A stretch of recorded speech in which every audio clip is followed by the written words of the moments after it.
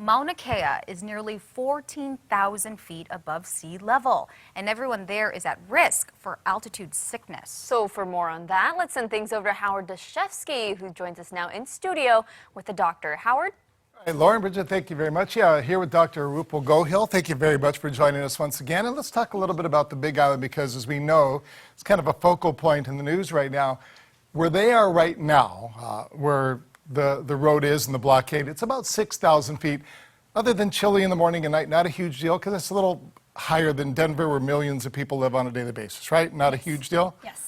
Most people can acclimatize fairly easily to about 6,000 feet. Right. When you go above 8,000 feet is when you have some concerns. Right, and then eventually when we're talking the top of Mauna Kea, as we said, it's more than 13,000 feet. Yes. At some point, whether it's the protesters, construction workers, people that are already working in those facilities up there, you really do need to take some serious steps to avoid getting altitude sickness. True? Absolutely. So what happens as we ascend to higher altitudes is that there's less oxygen and a change in pressure in the environment. So what happens at about 14,000 feet, you have a drop of about 40% in the oxygen. So that can affect your breathing and it can affect your lungs as well as your brain.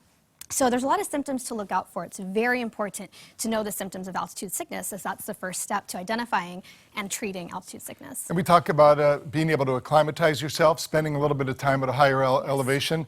The fact that they're spending a lot of this time at 6,000 feet, does that really matter? Or do they got to kind of get to like 8 or 9 or 10, again, spend a little bit, even if it's a couple hours, it's going to help. Yeah, it's definitely going to help. So the key is actually gradually ascending. The more slowly you ascend, the more chance you give your body to acclimatize. And as your body acclimatizes, it makes it easier and prevents symptoms from occurring. And I know one thing you wanted to mention too is we have a lot of people who like to get in the water here. Do not go scuba diving and then go on an airplane or head up to the top of Mauna Kea or Haleakala, true, because that could really do harm to the body. Yes. So, you know, some of the symptoms that we look out for in altitude sickness, if you were to climb a little too quickly, are things like headache, feeling drowsy, feeling a little bit fatigued, vomiting. Those are symptoms that can be somewhat mild, but they can become severe very quickly. So making sure to keep vigilant and paying attention to your symptoms. For example, people can have difficulty walking. They can start becoming confused, become very drowsy. Gotcha. Those are very concerning symptoms. When the lungs and the heart and the brain start to get affected, they don't get enough oxygen, and that can become very fatal.